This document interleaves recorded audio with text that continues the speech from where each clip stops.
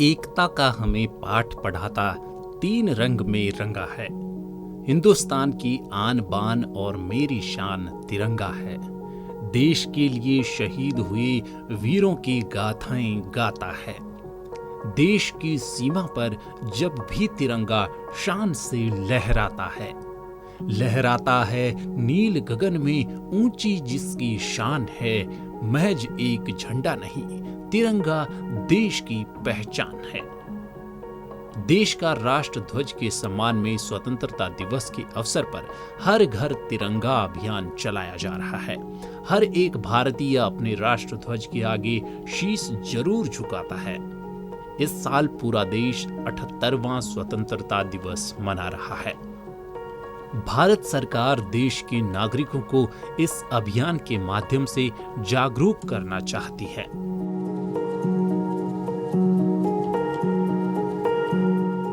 आपकी जानकारी के लिए बता दें कि भारतीय सरकार द्वारा हर साल यह अभियान चलाया जाता है, जिसमें देश के करोड़ों नागरिक भाग लेते हैं। हर घर तिरंगा अभियान से नई पीढ़ी के साथ साथ देश के सभी लोगों में देश के प्रति और राष्ट्रीय ध्वज के प्रति गौरव और सम्मान बढ़ता है। देश के समस्त राज्यों से लेकर जिला स्तर पर स्वतंत्रता सप्ताह के दौरान तिरंगा यात्राएं, तिरंगा रैलियां, तिरंगा दौड़ और तिरंगा अभियान जैसे अनेक देशभक्ति से जुड़े कार्यक्रम आयोजित किए जाते हैं। 15 अगस्त 1947 को हमारे इस मातृभूमि का पहला स्वतंत्रता दिवस था। शरीर का रोम रोम रक्त में उबाल भरे, राष्ट्र पर समर्पण के लिए तन मन तैयार रहे। निराशाओं का नाश आओ मिलकर करें, आजाद हवाओं में हमेशा झंडा ऊंचा हमारा रहे। अतीत की सारी बदलकर तस्वीरें, तोड़कर मन से गुलामी की जंजीरें, विचार आजादी की गौरव गाथाएं कहें। आजादी के इस जश्न में झंडा ऊंचा हमारा रहे।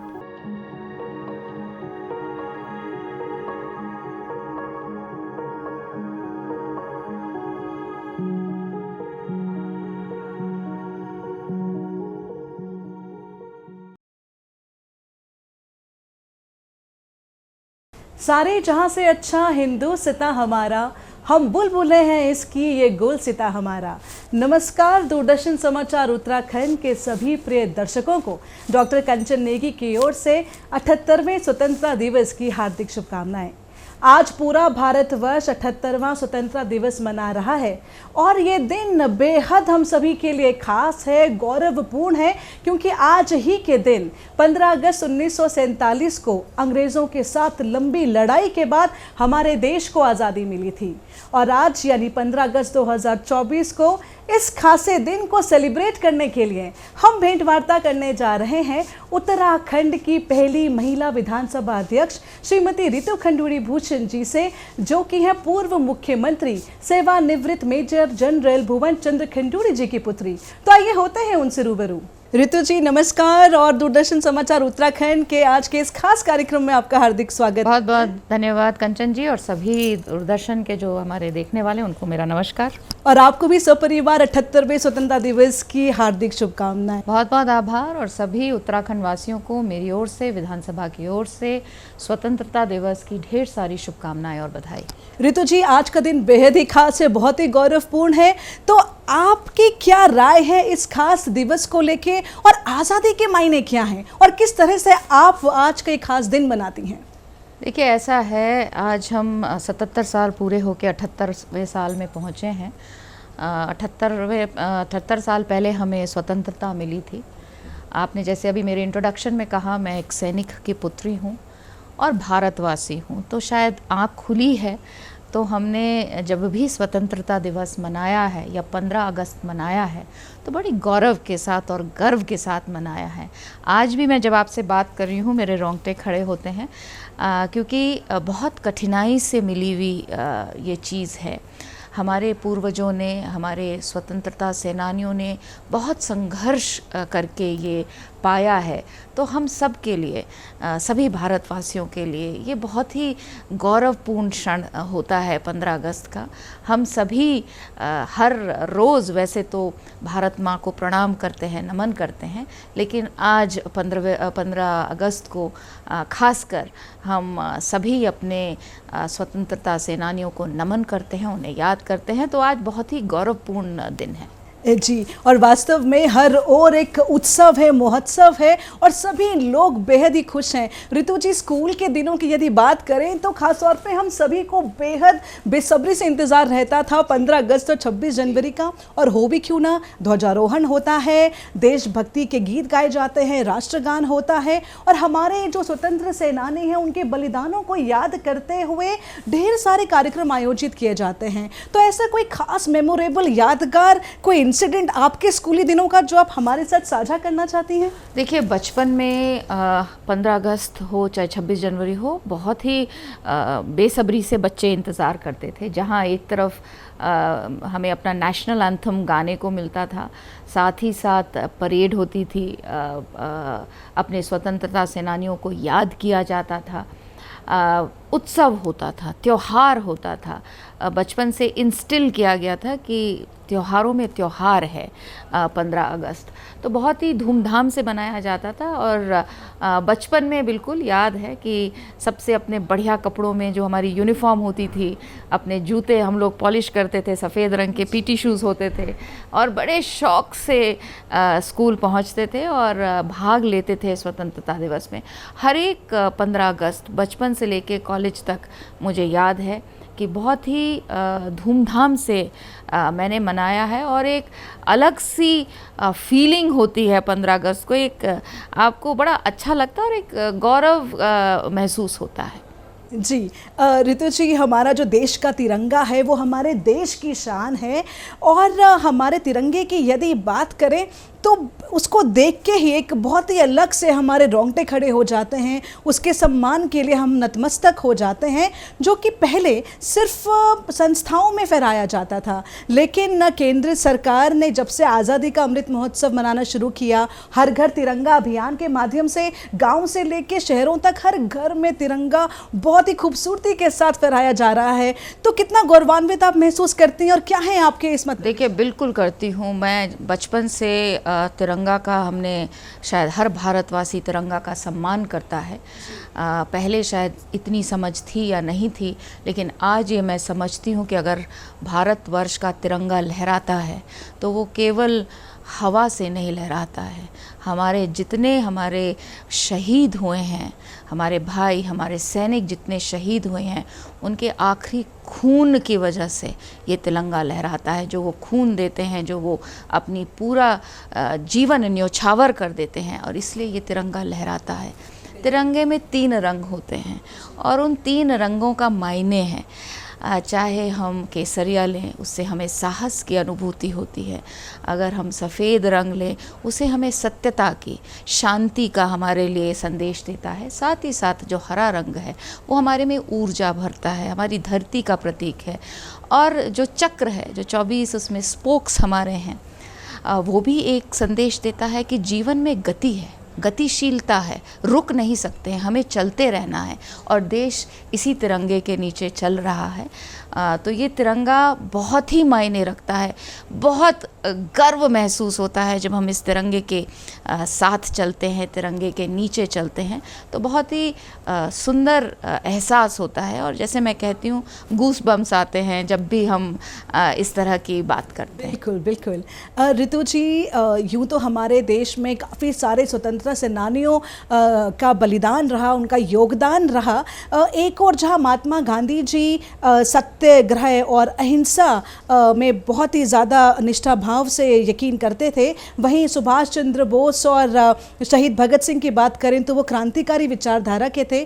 तो आपके अनुसार हमारी आज की जो युवा पीढ़ी है वो कैसे इन दोनों विचारधाराओं को साथ में लेके प्रगति की ओर अग्रसर हो सकती है? देखिए, प्रगति तभी पॉसिबल है जब इन दोनों सोच, जो विचारधाराएं हैं, इनमें समन्वय रहे।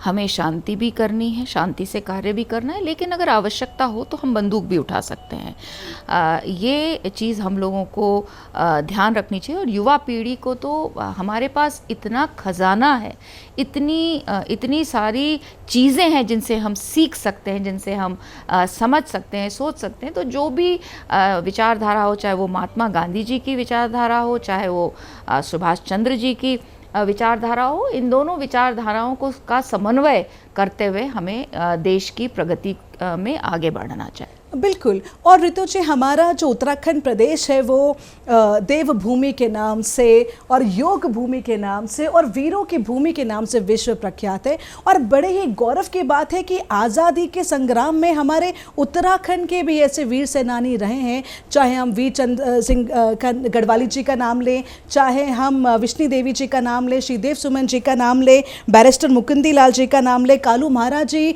गोविंद बल्लभ पंत जी का नाम लें। तो आपके अनुसार कैसे इनके आदर्शों को मानते हुए हम अपने उत्तराखंड को शिखर की बुलंदियों के शिखर पे पहुंचा सकते? देखिए, जब आज़ादी की लड़ाई लड़ी गई तो उससे उत्तराखंड वाला हिस्सा अछूता नहीं रहा। हम लोगों ने भी बढ़ चढ़ के इसमें हिस्सा लिया, चाहे हमारी बहनें हों, चाहे हमारे भाई हों।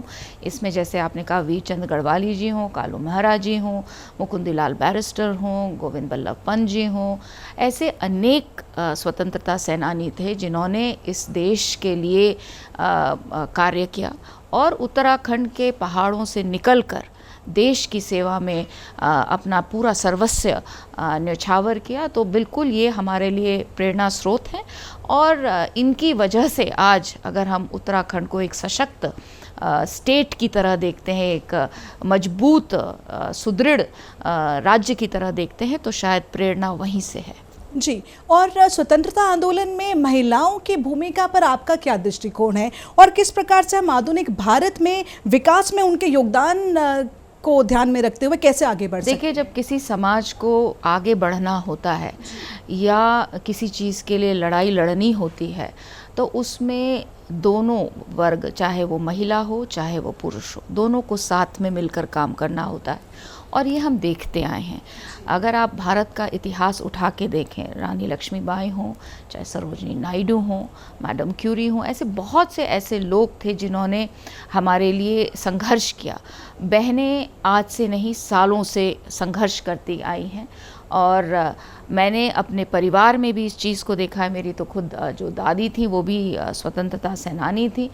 तो ये जो विचार है या जो ये संस्कार है, ये बहुत पहले से हम देखते आए हैं। और फिर जब आपने देखा उत्तराखंड के लिए भी जब हमने लड़ाई लड़ी तो इसमें बहनों ने आगे बढ़कर हिस्सेदारी ली। एक तरफ अगर हम स्वतंत्रता की बात करें तो वहाँ बहनों ने हर मोड़ पर, हर जगह पर कार्य किया, तो दूसरी ओर समाज को भी कुरीतियों से कैसे स्वतंत्रता दिलाई जाए इस पर भी कार्य हुआ।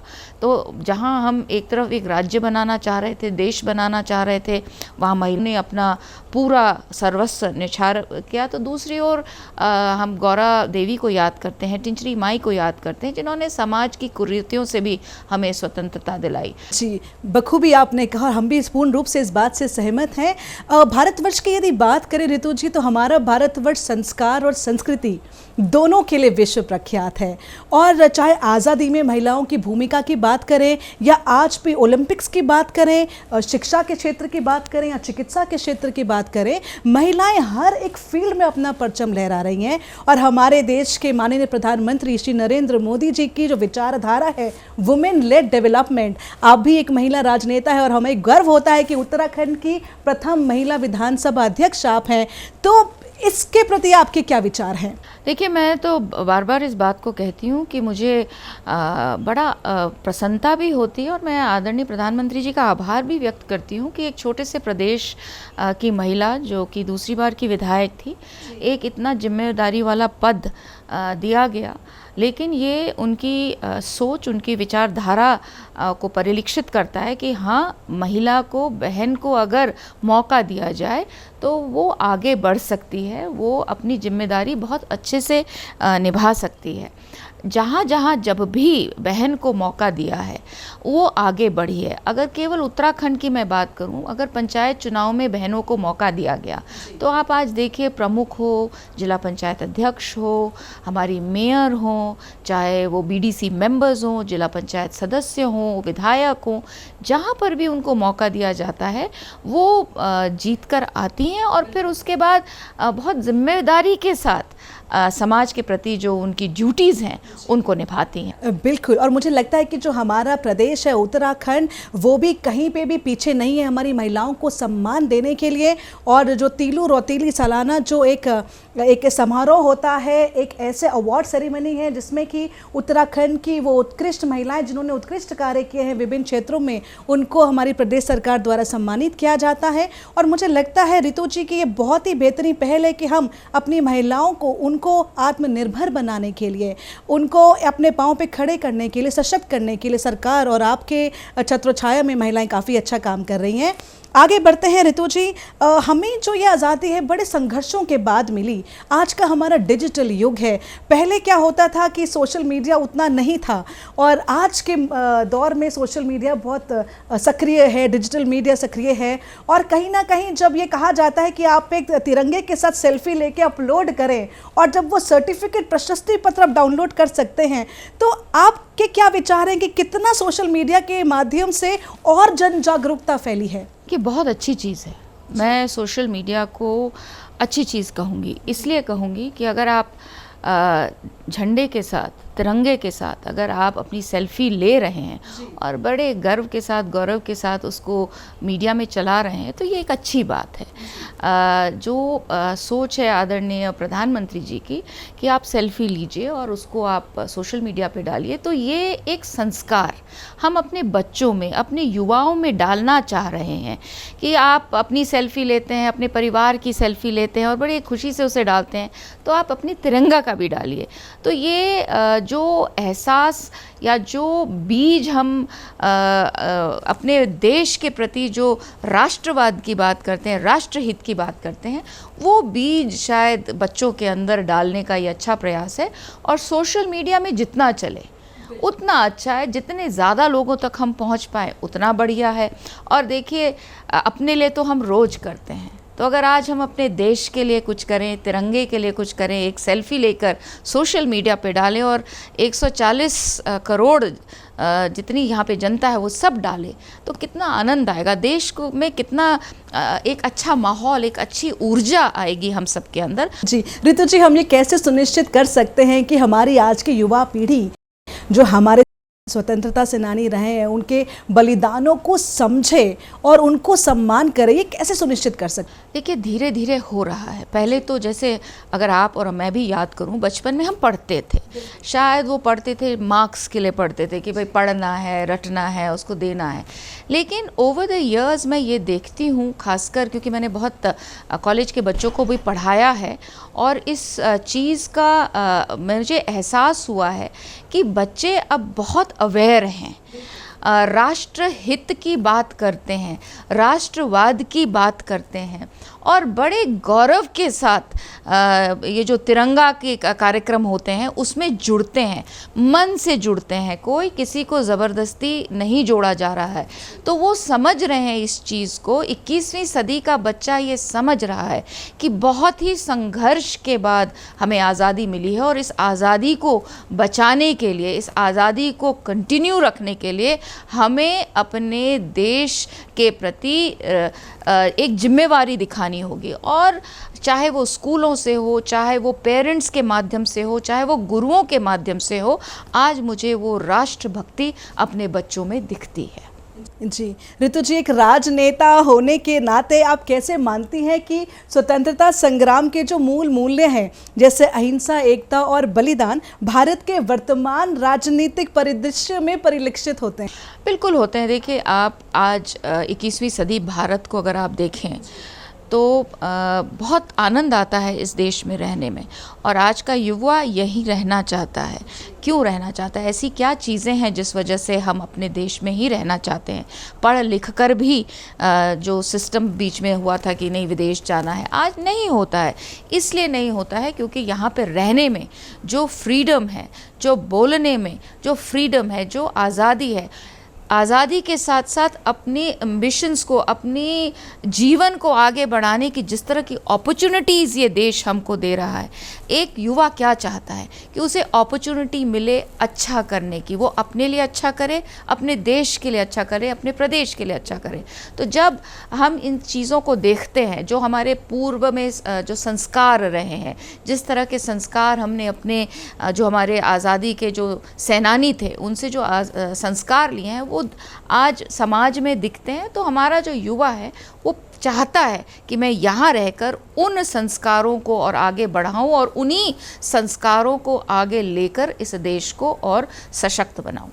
जी ऋतु जी, आपके अनुसार किस प्रकार स्वतंत्रता की जो भावना है उसने विश्व के सबसे बड़े लोकतंत्र के रूप में भारत की यात्रा को आकार दिया है? देखिए, बिल्कुल दिया है। हमने जब 1947 में हम आज़ाद हुए, उसके बाद बहुत सारी चीज़ें बदली हैं।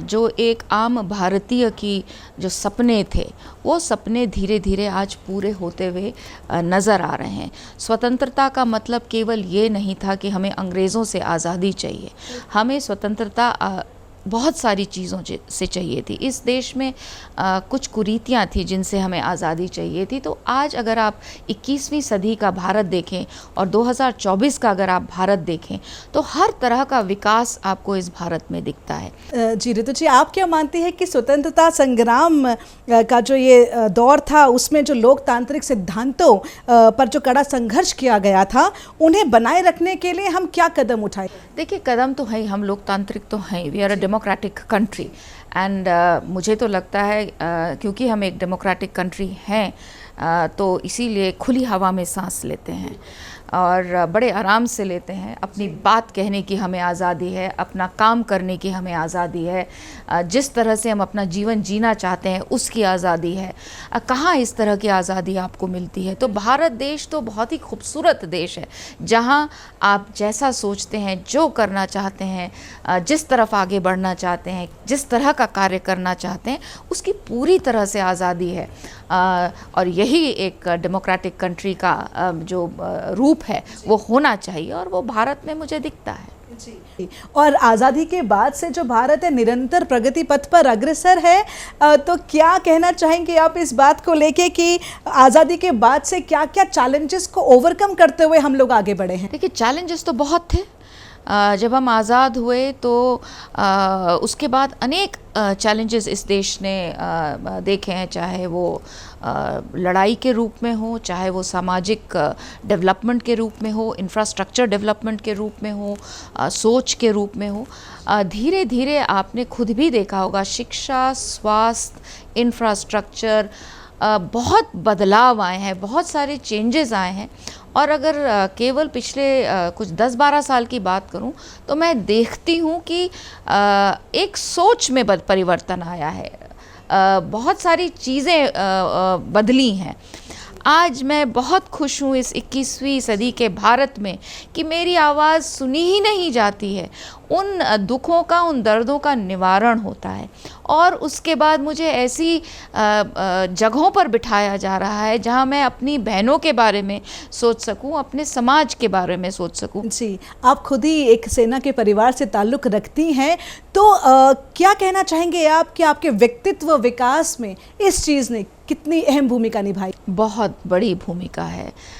सैनिक की पुत्री हूँ, सेना के परिवेश में रही हूँ, और देखा है कि एक सैनिक किस तरह से इस देश को सुरक्षित रखने के लिए अपने प्राणों को न्यौछावर करता है। और 20 साल 25 साल का जो बच्चा होता है, वो गोली खाने के लिए तैयार रहता है, सोचता भी नहीं है जिस वक्त वो देश की सेवा में निकलता है। तो उस परिवेश में मैं रही हूँ जहाँ राष्ट्र भक्ति कूट कूट कर हमारे अंदर भरी गई है। राष्ट्र से बाहर हम सोच ही नहीं सकते हैं। और आज जो भी मेरा पर्सनल डेवलपमेंट हुआ है वो सेना में रहकर हुआ है, जहाँ एक तरफ राष्ट्रभक्ति की बात है तो दूसरी तरफ मिट्टी के घरों में रहना, लंगर खाना, एक ओवरऑल पर्सनालिटी डेवलपमेंट मिला है मुझे। जी, और ऋतु जी, जो हमारे उत्तराखंड के भी काफ़ी ऐसे वीर सपूत हैं जो चाहे हम जम्मू कश्मीर में हम बात करें टेररिस्ट को मारते हुए खुद शहीद हो गए हैं, और ऐसे कई सारे लोग हैं जो नित्य दिन प्रतिदिन हमारे देश के लिए हमारी सुरक्षा करते हैं, हमको आंच तक आने नहीं देते हैं। तो क्या कहना चाहेंगी आप कि हमारी जो युवा पीढ़ी है वो किस प्रकार से सिर्फ 15 अगस्त और 26 जनवरी को ही नहीं बल्कि प्रतिदिन हमें उनका कृतज्ञ होना चाहिए? कंचन जी, पहले तो मैं कुछ नाम भी लेना चाहूँगी जी। इसमें हमारे जो उत्तराखंड से जो वीर जवान हैं जो शहीद हुए हैं, उसमें हमारे सूबेदार आनंद सिंह जी हैं, हवलदार कमल सिंह जी हैं, राइफलमैन अनुज नेगी जी हैं, राइफलमैन आदर्श नेगी जी हैं, नायक विनोद सिंह जी हैं, और अभी आपने सुना होगा डोडा में हमारे 25 वर्षीय कैप्टन दीपक सिंह जी हैं जिन्होंने शहादत की है। इससे पहले भी बहुत से ऐसे हमारे बच्चे हैं जो 20 साल 21 साल में अपना जीवन न्यौछावर करते हैं। मैं भारत की सभी जनता से हाथ जोड़कर निवेदन करना चाहूँगी कि हमें हर रोज़ इन बच्चों का सोचना चाहिए जो हमारे लिए बिना सोचे बिना समझे बॉर्डर पर खड़े होकर जीवन त्यागने के लिए तैयार हैं, ताकि हमारा जो तिरंगा है वो लहराता रहे। बिल्कुल, और हम आज के दिन फंडामेंटल राइट्स और ड्यूटीज़ का भी जिक्र करते हैं, तो कितना ज़रूरी है हम सभी को इस चीज़ का पता होना कि हमारे क्या फंडामेंटल राइट्स हैं, हमारे कर्तव्य क्या हैं, और किस प्रकार से हम सभी भारतीय नागरिक को अपने फंडामेंटल राइट्स और ड्यूटीज़ का पालन करना चाहिए। कितना अनिवार्य है ऋतु जी? देखिए, फंडामेंटल राइट्स हमें पता होने चाहिए। हमारे क्या राइट्स हैं इस देश में वो हमें बिल्कुल पता होने चाहिए, लेकिन साथ ही साथ हमारी ड्यूटीज़ क्या हैं वो भी हमें पता होना चाहिए। जितने ज़रूरी राइट्स हैं उतने ही ज़रूरी हमारी ड्यूटीज़ भी हैं। अगर हम भारतवर्ष के नागरिक हैं तो हमारे भारत देश के प्रति कुछ जिम्मेवारियां हैं, और उन जिम्मेवारियों को हमें हर हाल में निभाने का प्रयास करना चाहिए। तो बहुत आवश्यक है कि हम जो है इस चीज़ का ध्यान रखें, फंडामेंटल राइट्स का भी ध्यान रखें और फंडामेंटल ड्यूटीज़ का भी ध्यान रखें। और साथ में ऋतु जी, जैसे जैसे हम स्वतंत्रता संग्राम के समय से दूर आते चले जा रहे हैं, आपको क्या लगता है कि भारत अपने स्वतंत्रता सेनानियों की विरासत का सम्मान और उससे बरकरार कैसे हम लोग रख सकते हैं? देखिए, इसमें रखना चाहिए, पढ़ना चाहिए। हमारी जो शिक्षा है, बचपन से हमें अपने बच्चों को ये समझाना होगा, बताना होगा, आज़ादी बहुत कीमती है और बहुत ही संघर्षों के बाद मिली है, और आज़ादी खोने में समय नहीं लगता है। इसलिए बच्चों को बताना होगा कि हमारे जो स्वतंत्रता संग्राम के जो सेनानी थे उन्होंने कितना संघर्ष किया है, चाहे वो पढ़ाई के माध्यम से हो, चाहे वो घर में हम अपने बच्चों को कहानियाँ सुनाएं, किस्से सुनाएं, उनको बताएं कि क्या कैसे और क्यों हमें आज़ादी मिली है। आसान नहीं है, आज़ादी बहुत ही ज़्यादा संघर्ष के बाद हम लोगों को मिली है। बिल्कुल, और ऋतु जी, काफ़ी जो अभिभावक हैं आजकल के वो तो बच्चों को कहते हैं कि छुट्टी है, छुट्टी कर लो, 1 घंटे के लिए स्कूल क्या ही जाना है। लेकिन आपके माध्यम से मैं ये संदेश उन अभिभावकों को देना चाहूँगी कि बहुत ज़रूरी है छोटे छोटे बच्चों को भी अपने जो वीर सेनानी रहे हैं उनके जो बलिदानों के आधार पर कार्यक्रम होते हैं उसमें प्रतिभाग करवाएं, ताकि वो सेंस ऑफ बिलोंगिंगनेस वो भी महसूस कर पाएं। क्या कहना चाहेंगे? मैं आपसे सहमत हूँ। देखिए, मैंने जैसे शुरू में भी कहा, त्योहारों का त्योहार है, ये देश को जोड़ने वाला त्यौहार है। आप होली मनाते हैं, दिवाली मनाते हैं, लेकिन साथ ही साथ हमें स्वतंत्रता दिवस भी त्यौहार की तरह मनाना चाहिए, और आज धीरे धीरे हम उस तरफ बढ़ रहे हैं। और मैं सभी जो पेरेंट्स हैं, अभिभावक हैं, उनसे कहना चाहूँगी कि ये तो देश का पर्व है, देश का उत्सव है, तो इसे तो हमें मिलजुल कर खूब धूमधाम से मनाना चाहिए, और मुझे लगता है कि ऐसा हो रहा है। तो ऋतु जी, आपसे भेंट वार्ता करके बहुत आनंद आया, और मुझे उम्मीद है हमारे दर्शकों दर्शकों को भी हमारा ये खास एपिसोड बेहद पसंद आया होगा और इस उम्मीद के साथ कि दूरदर्शन समाचार उत्तराखंड की टीम जल्द हाजिर होगी एक नए खास कार्यक्रम के साथ। फिलहाल शहीद भगत सिंह जी की पंक्तियों को याद करते हुए अपनी वाणी को विराम देना चाहूंगी। जमाने भर में मिलते हैं आशिक कई, जमाने भर में मिलते हैं आशिक कई, मगर वतन से खूबसूरत कोई सनम नहीं होता। नोटों में लिपटकर सोने में सिमटकर मरे हैं शासक कई, नोटों में लिपटकर सोने में सिमटकर मरे हैं शासक कई, मगर तिरंगे से खूबसूरत कोई कफन नहीं होता। नमस्कार।